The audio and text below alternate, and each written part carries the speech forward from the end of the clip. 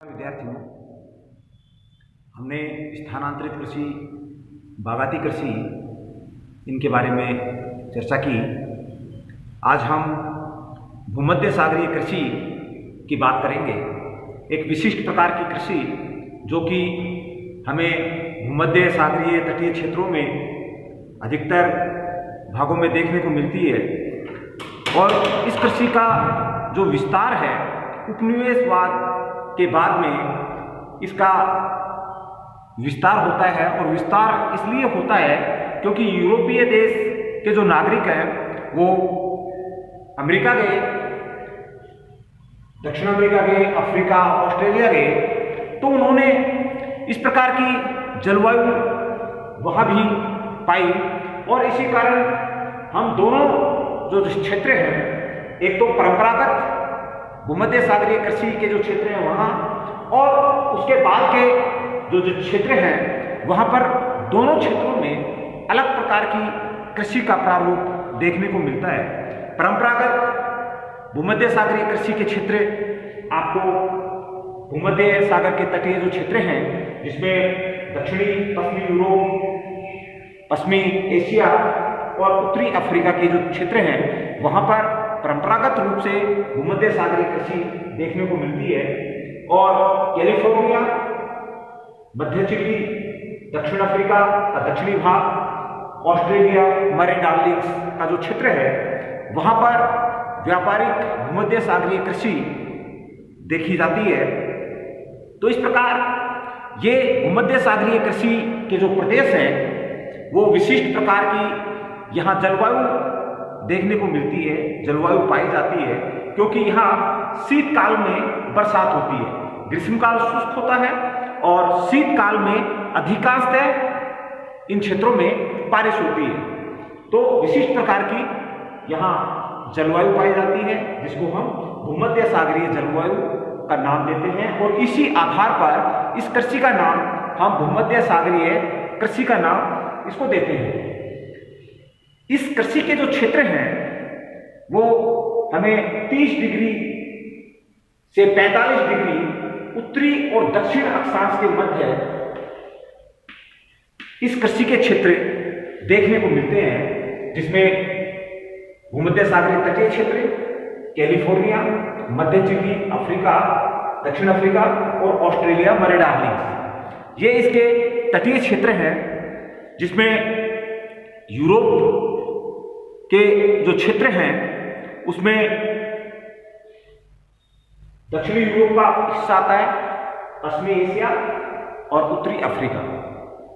तो इस प्रकार ये जो भूमध्य सागरीय कृषि जो प्रदेश है, यहाँ पर वर्षा की जो मात्रा है वो भी वार्षिक रूप से 25 से 100 सेंटीमीटर वर्षा यहाँ संपन्न होती है।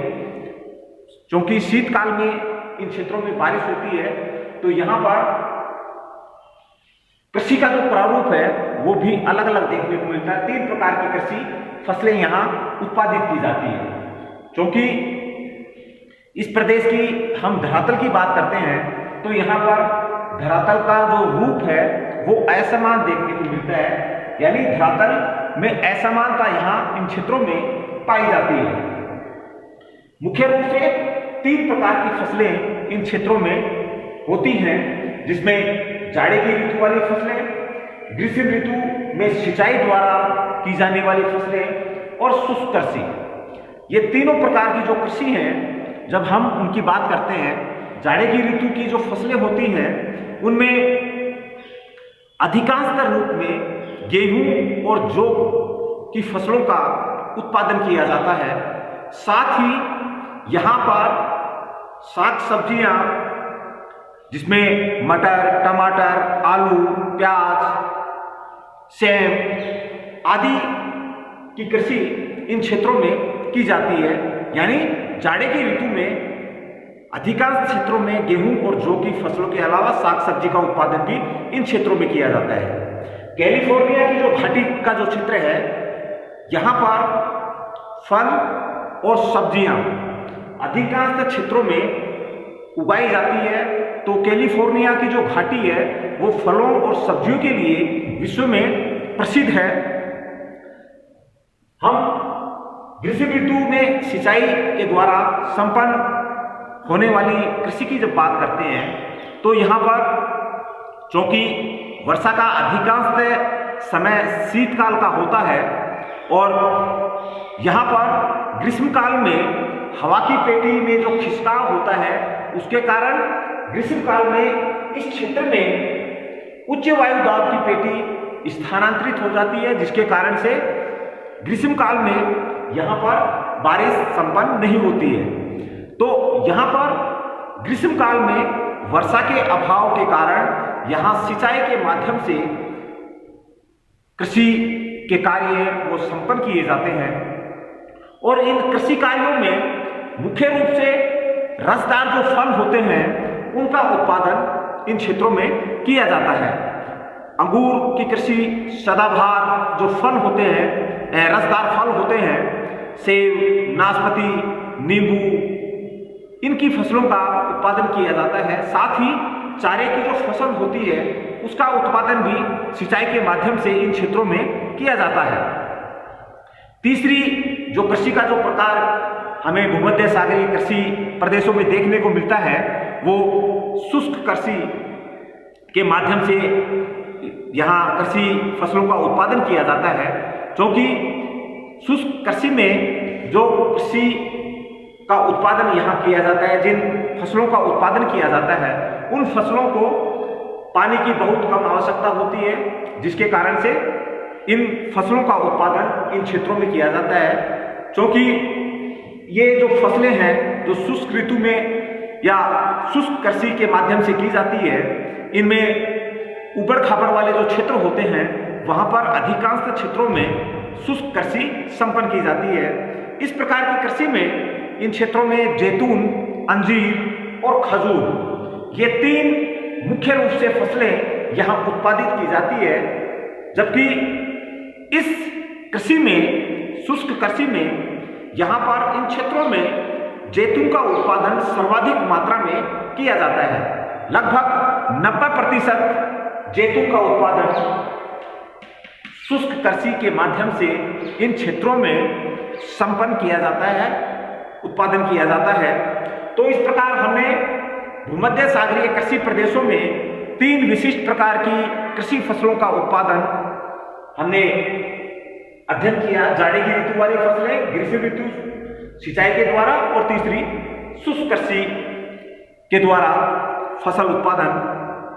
इसके साथ साथ हमें अन्य विशेषता भी इस कृषि प्रदेशों में या इस कृषि प्रदेश में देखने को मिलती है, क्योंकि यहाँ पर विभिन्न प्रकार के कृषि प्रारूप हमें देखने को मिलते हैं। फलस्वरूप कृषि में विविधता इन क्षेत्रों में देखने को मिलती है।